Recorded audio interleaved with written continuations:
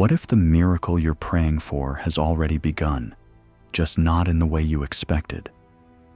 Today, we're stepping into a powerful and often overlooked story from the Bible, the story of Tobit. A faithful man in a dangerous world long ago, there lived a Jewish man named Tobit.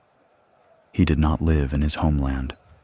He lived in exile, far from Jerusalem, in the city of Nineveh, under a foreign empire that did not worship his God. Life there was hard. Being faithful was even harder. But Tobit refused to abandon his beliefs. While others stayed silent to survive, Tobit chose courage. He gave food to the hungry. He helped the poor. And when his fellow Israelites were executed and their bodies were thrown outside the city walls like garbage, Tobit secretly went out at night and buried them. This was forbidden. This was dangerous. This could cost him his life. But Tobit believed something deeply. Doing what is right matters, even when no one is watching. A sudden fall into darkness one night, after burying the dead, Tobit lay down outside to rest, and in a moment that feels almost cruel in its simplicity, bird droppings fell into his eyes. He went blind, just like that. The man who once provided became dependent.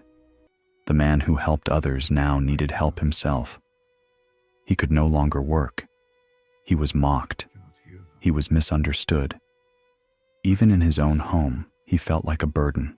Overwhelmed by shame, pain, and fear of the future, Tobit reached his breaking point.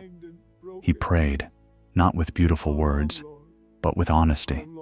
He asked God to let him die. And this is important.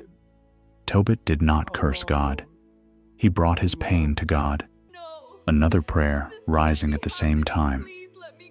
At that very moment, far away in another city, another person was suffering.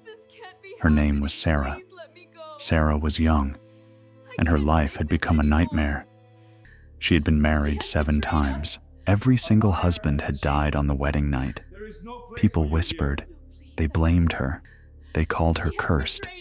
Even those closest to her accused her of bringing death. Crushed by shame and despair, Sarah prayed too. She asked God to take her life, but also to defend her innocence. 2 people, 2 broken hearts, 2 desperate prayers. Scripture tells us something extraordinary. Both prayers were heard at the same moment, and that is when God began to act. A journey that begins with money, not miracles. Before Tobit had gone blind, he had entrusted a large sum of silver to a relative named Gabael, who lived far away in the region of Media.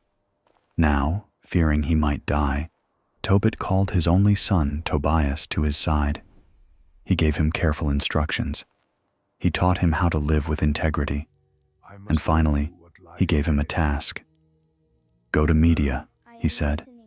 Find Gabael, retrieve the silver, and come home safely. That was it.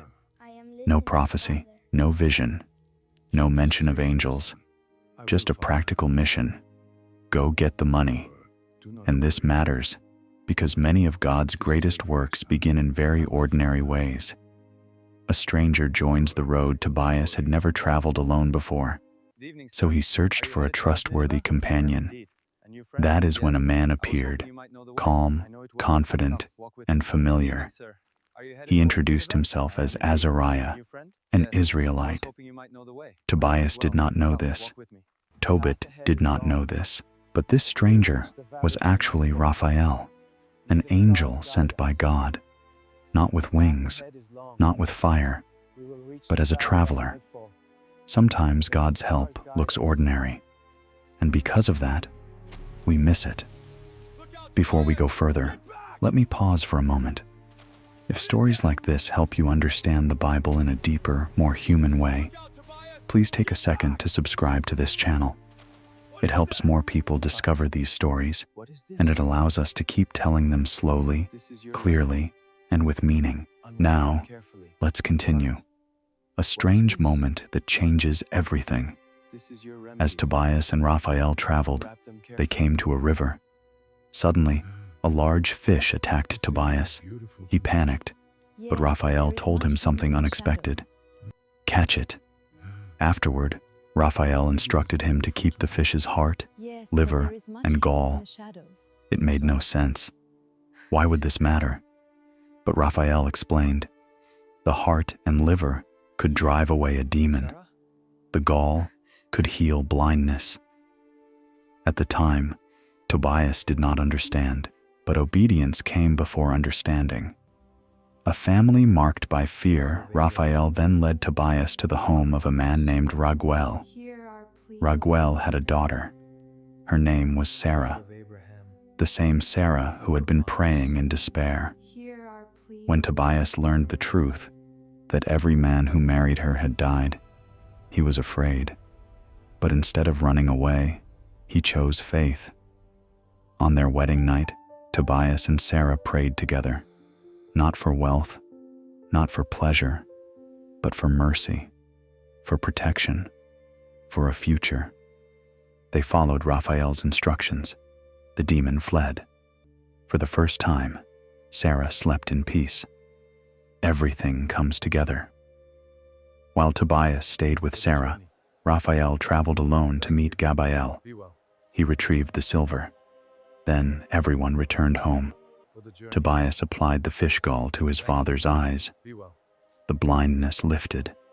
Tobit could see again. And only then did Raphael reveal the truth. I am Raphael, one of the angels who stand before God. God had been working the entire time. The story of Tobit teaches us something profound. Suffering does not mean God has abandoned you. Delay does not mean God has forgotten you. And ordinary journeys can carry extraordinary purpose. Sometimes the miracle begins long before we recognize it. If this story spoke to you, please like this video and share it with someone who might need hope today. I'd love to hear from you.